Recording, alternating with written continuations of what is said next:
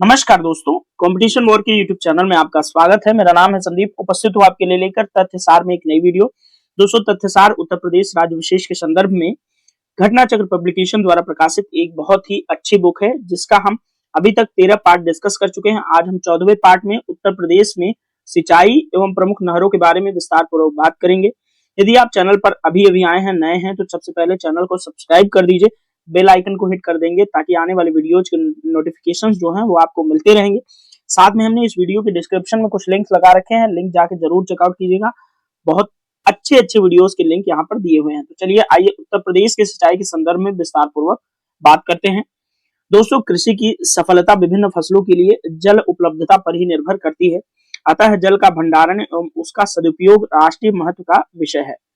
दोस्तों, 1823 ईस्वी में प्रथम सिंचाई कार्यालय सहारनपुर में खोला गया। 1830 में पुनरुद्धार के पश्चात पूर्वी यमुना नहर को, 1854 में ऊपरी गंगा नहर, 1878 में आगरा नहर और 1878 में ही निचली गंगा नहर का निर्माण संपन्न हुआ। तो यहाँ पर कई नहरें दी हुई हैं, उनके निर्माण का वर्ष दिया हुआ है, याद रखेंगे तो अच्छा रहेगा। तो 1880 में पुनरुद्धार हुआ पूर्वी यमुना नहर का, 1854 में ऊपरी गंगा नहर बनी, 1878 में आगरा नहर और 1878 में ही निचली गंगा नहर का निर्माण संपन्न हुआ। 1885 में दोस्तों झांसी, जालौन और हमीरपुर जिलों में सिंचाई सुविधा उपलब्ध कराने के लिए बेतवा नहर का निर्माण किया गया था। 20वीं शताब्दी के प्रारंभ और स्वतंत्रता के पश्चात प्रदेश में सिंचाई सुविधाओं का तीव्र विकास हुआ। दोस्तों, ये रही उत्तर प्रदेश की सिंचाई के संदर्भ में कुछ मूल बातें। आइए अब हम कुछ और अच्छी चीजें डिस्कस करते हैं। जैसे कि आंकड़ों पर बात करें तो 2018-19 में दोस्तों उत्तर प्रदेश में शुद्ध सिंचित क्षेत्र का शुद्ध बुआई क्षेत्र से प्रतिशत 87.0% है। ये आंकड़ा आप याद कर सकते हैं। 2018-19 में उत्तर प्रदेश में फसल गहनता यानी कि क्रॉपिंग डेंसिटी 162.4% है, ये भी याद रखेंगे।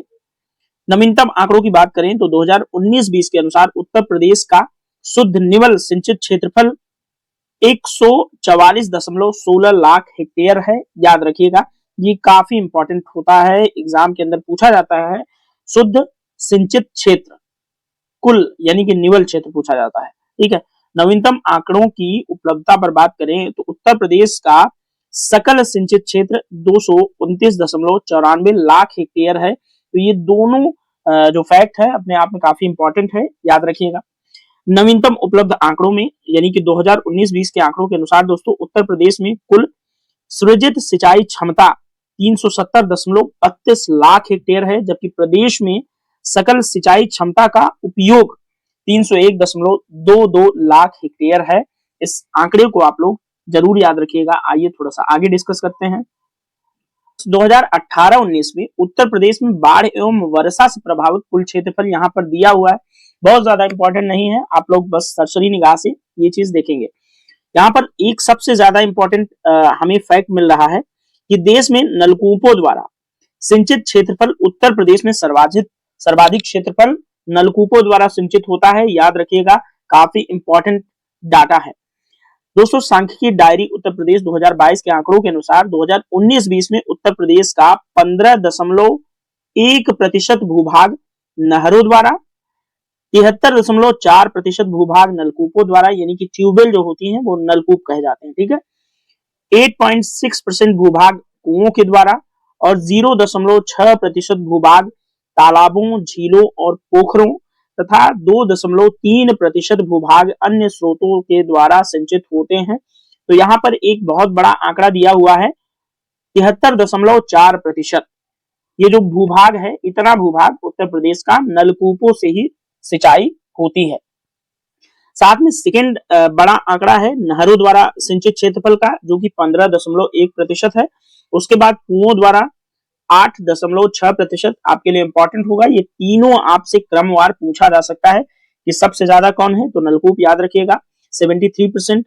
उसके बाद नहरों का क्रम आता है 15.1%, उसके बाद कुओं का 8.6%। बस ये तीन महत्वपूर्ण आंकड़े आप लोगों को याद रखना है। और सर्वाधिक सिंचित क्षेत्रफल उत्तर प्रदेश में किससे है, नलकूपों द्वारा, ये आप लोग याद रखेंगे। अब नलकूपों द्वारा किन किन जिलों में सर्वाधिक सिंचाई होती है, यहाँ पर जिले दिए हुए हैं, आप लोग देख लेना। उत्तर प्रदेश के जैसे मेरठ, मैनपुरी, एटा, फिरोजाबाद, इटावा, फर्रुखाबाद, बुलंदशहर, लखीमपुर खीरी, सहारनपुर, अलीगढ़, बिजनौर, आजमगढ़, गोंडा, हरदोई और सीतापुर। ठीक है, तो ये जिलों के नाम आपके लिए बहुत ज्यादा इंपॉर्टेंट नहीं है, लेकिन हाँ एक आइडिया आपको बेसिक होना चाहिए कि आखिर किन क्षेत्रों के जिले जो है उत्तर प्रदेश के नलकूपों से सर्वाधिक सिंचित होते हैं। दोस्तों उत्तर प्रदेश में गंगा घाटी के मध्यवर्ती क्षेत्रों में कुओं द्वारा, गंगा घाटी के मध्यवर्ती क्षेत्रों में कुओं द्वारा सर्वाधिक सिंचाई होती है। इसके अंतर्गत उत्तर प्रदेश के कौन कौन से जिले आते हैं यहाँ पर देख लीजिएगा। गोंडा, बहराइच, बस्ती, अयोध्या, सुल्तानपुर, आजमगढ़, बलिया, रायबरेली, प्रतापगढ़ और मऊ जिले आते हैं, याद रखिएगा। दोस्तों उत्तर प्रदेश का प्रतापगढ़ जिला अपनी भूमिगत जल क्षमता का सर्वाधिक उपयोग करता है, ये एक महत्वपूर्ण फैक्ट है, याद रखिएगा। सांख्यिकी डायरी उत्तर प्रदेश 2022 के अनुसार उत्तर प्रदेश की कुल कार्यशील सिंचाई नहरों की लंबाई 2021-22 में 75,091 किलोमीटर है, याद रखिएगा, काफी इंपॉर्टेंट आंकड़ा है। दोस्तों सर्वाधिक नहरें उत्तर प्रदेश के पश्चिमी भागों में पाई जाती हैं, याद रखिएगा। तो नहरों से सर्वाधिक सिंचाई वाला क्षेत्र जो है वो उत्तर प्रदेश का पश्चिमी क्षेत्र है, याद रखिएगा। ठीक है, तो सिंचाई के संबंध में इतने जो आंकड़े दिए मैंने आपको, इसमें से कुछ आंकड़े आपके लिए बहुत ज्यादा इंपॉर्टेंट है, जैसे यहाँ पर, तो ये सब आंकड़े आप लोग याद रखिएगा। आइए अब उत्तर प्रदेश की प्रमुख नहरों की एक एक करके बात कर लेते हैं। ठीक है, पर पहली नहर लेते हैं पूर्वी यमुना नहर। तो पूर्वी यमुना नहर की हम विस्तार पूर्वक यहाँ पर बात करेंगे। तो ये दोस्तों ये नहर यमुना नदी के बाएं तट पर ताजेवाला, यमुनानगर, हरियाणा से निकाली गई है। ठीक है, पूर्वी यमुना नहर कहां से निकाली गई है? ताजेवाला, जो कि हरियाणा का एक जिला है यमुनानगर, वहां पर स्थित है ताजेवाला स्थान, वहां पर पूर्वी यमुना नहर वहीं से निकाली गई, जो कि यमुना नदी के बाएं तट पर स्थित है। ठीक है, ताजेवाला नहर प्रदेश की सबसे पुरानी नहर है। यह नहर दोस्तों मुगल काल में ही बनी हुई थी। शाहजहां के शासनकाल में अली मर्दान खान ने इसकी रूपरेखा तैयार की थी। संभवतः मोहम्मद शाह के समय में इसे निर्मित किया गया था। तो काफी इंपॉर्टेंट है आपके लिए पूर्वी यमुना नहर। दोस्तों ब्रिटिश काल में इसका पुनरुद्धार किया गया तथा पुनरुद्धार के पश्चात 1830 में इस नहर को प्रथम बार प्रारंभ किया गया।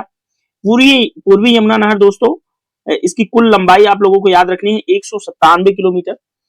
इस नहर में उत्तर प्रदेश के सहारनपुर, मुजफ्फरनगर, मेरठ, गौतम बुद्ध नगर और गाजियाबाद जिलों की सिंचाई होती है, याद रखेंगे।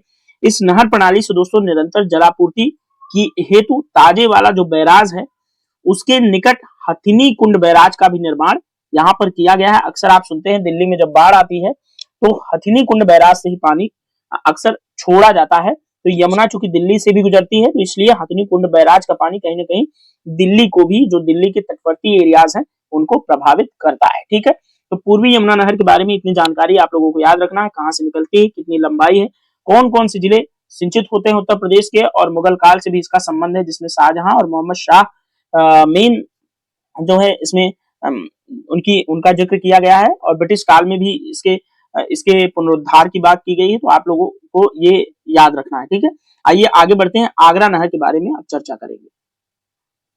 तो आइए दोस्तों आगरा नहर के बारे में बात करते हैं। तो आगरा नहर का उद्गम यमुना नदी के दाहिने किनारे से ओखला में होता है। ठीक है, आगरा नहर के बारे में ये चीज इंपॉर्टेंट है, कहां से? यमुना नदी के दाहिने तट से ओखला से निकलती है ये नहर। आगरा नहर यमुना नदी से निकाली गई है, ये तो मैंने पहले ही यहाँ पर डिस्कस किया। इसका निर्माण पूरा कर इसे 1878 में प्रारंभ किया गया था। सिंचाई एवं जल संसाधन विभाग उत्तर प्रदेश की वेबसाइट के अनुसार इसे जो है दोस्तों 1874 में शुरू किया हुआ, ऐसा वेबसाइट के अंदर मिलता है। हालांकि ये कोई डिबेट का विषय नहीं है, दोनों डेट्स को हम याद रख सकते हैं। आगरा नहर तंत्र की कुल लंबाई आप लोगों को याद रखनी है 1874 किलोमीटर की है, जबकि आगरा मुख्य नहर की लंबाई 160 किलोमीटर ही है। आगरा नहर दोस्तों उत्तर प्रदेश में आगरा, मथुरा, फिरोजाबाद, हरियाणा के फरीदाबाद और राजस्थान के धौलपुर और भरतपुर जिलों की सिंचाई सुविधा के लिए उपलब्ध कराती है जल। आगरा नहर याद रखिएगा। अब आइए अगली नहर डिस्कस करते हैं, ऊपरी गंगा नहर।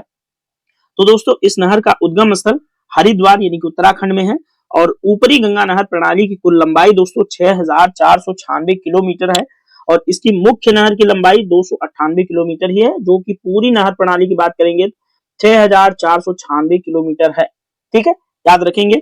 और ऊपरी जो गंगा नहर है उत्तर प्रदेश के किन किन जिलों में सिंचाई सुविधा उपलब्ध कराती है, तो यहाँ पर जिलों का जो है दिया हुआ है, याद रखेंगे। सहारनपुर, मेरठ, मुजफ्फरनगर, गाजियाबाद, हापुड़, बुलंदशहर, अलीगढ़, मथुरा, आगरा, एटा, फिरोजाबाद, यानी कि जो उत्तर प्रदेश के पश्चिमी जिले हैं वही। ठीक है, आगरा नहर और ऊपरी गंगा नहर के बारे में इतना आप लोग याद रखेंगे। आइए नेक्स्ट नहर की बात करेंगे।